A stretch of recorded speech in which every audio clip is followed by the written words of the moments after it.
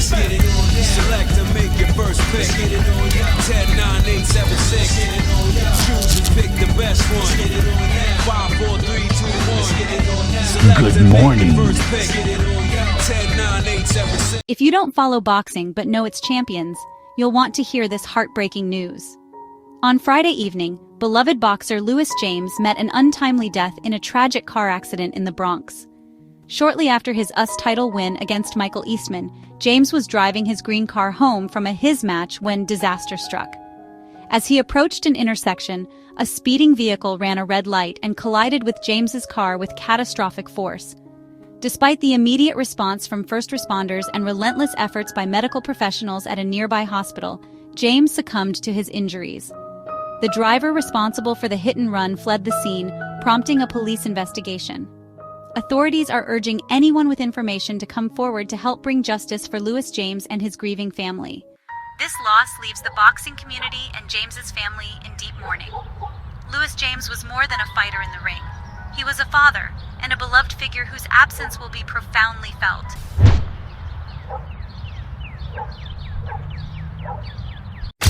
Corey Brewer is a young man grappling with the recent tragedy of losing his half-brother Lewis James, who died in a car crash last night.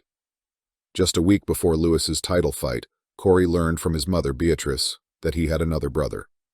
This revelation came when Beatrice explained that Lewis's father had a one-night stand with her 17 years ago when she was a sex worker in New York. Afterward, Beatrice left New York and moved to Detroit to start anew. There, she met Desmond, a youth worker and boxing trainer, at an Alcoholics Anonymous meeting. They married 2 years after Corey was born and eventually relocated to Canada to escape the hardships of city life, settling in the suburbs. With Desmond finding work at a local gym while Beatrice took a job as a cleaner for a nearby church, Corey began boxing at the age of 12, training under his stepfather, Desmond. However, everything changed following Lewis's death. A month later, after their step-grandmother passed away from a stroke brought on by overworking herself, Lewis's 2 sons moved in with Corey and his family. With all these changes, Corey decided to enter the Golden Gloves tournament just a week after his 18th birthday. He hopes to gain recognition for his stepfather's gym and win a cash prize.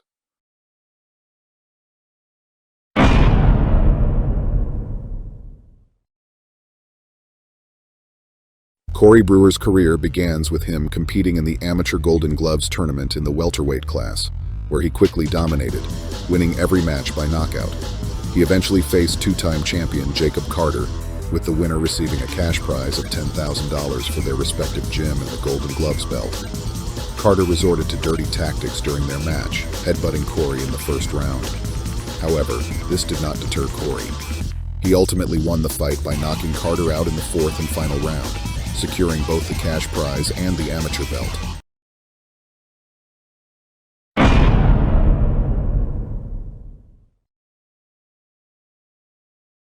Corey decided to turn professional the following year after discussing his potential with his trainer, Desmond. Desmond believed that Corey could achieve even greater success with his current abilities.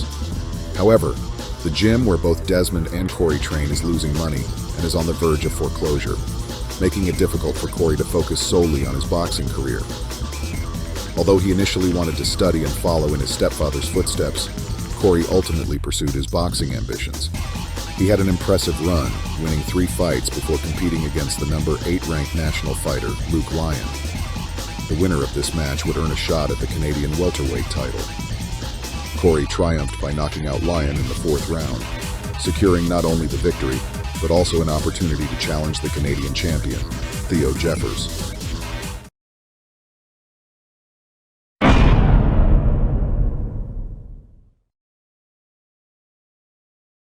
We begin this part of Corey's career with him resting in the hospital 1 month after his fight against Theo Jeffers for the Canadian welterweight title.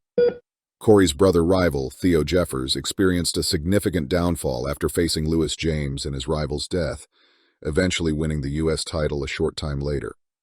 However, Theo struggled at the world level, suffering 2 losses. Seeking to improve, Theo moved to a new gym in Canada, where he worked his way up to become the Canadian welterweight champion. Unfortunately, despite Corey's best efforts, he lost to Theo by knockout in the 4th round. After this setback, Desmond delivered the news that Theo Jeffers was forced to retire from boxing due to a detached retina sustained in his fight against Corey. As a result, the title was left vacant, prompting the Canadian Boxing Organization to host a 10-man tournament next year, with the winner earning a chance to compete for the Canadian title. This development gives Corey valuable time to train. A couple of weeks after leaving the hospital, Corey changed his fighting style to adopt a jab-heavy approach rather than relying solely on his power as a slugger.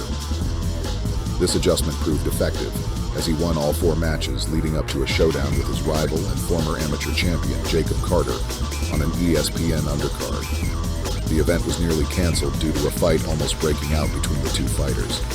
But ultimately, the match took place where Carter won via 4-round knockout, winning the Canadian welterweight title.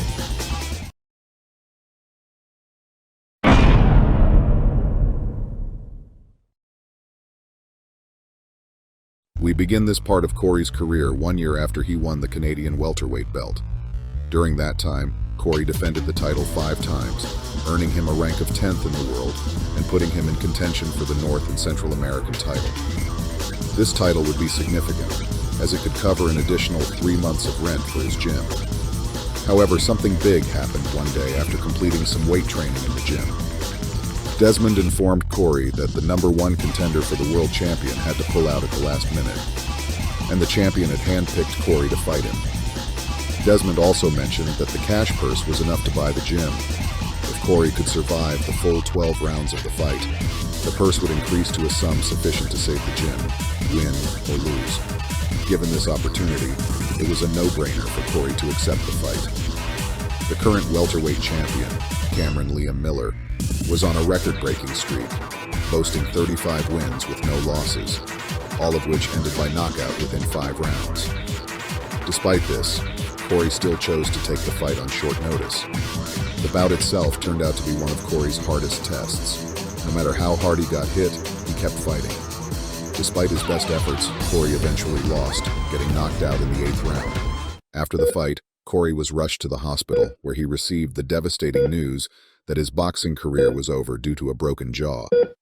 However, Desmond had some good news. Despite the loss, a clause stated that if a challenger could survive against the champion beyond the 6th round, they would receive a mandatory $100,000. This amount was enough to save Corey's gym, concluding his boxing career with a record of 14 wins and 2 losses.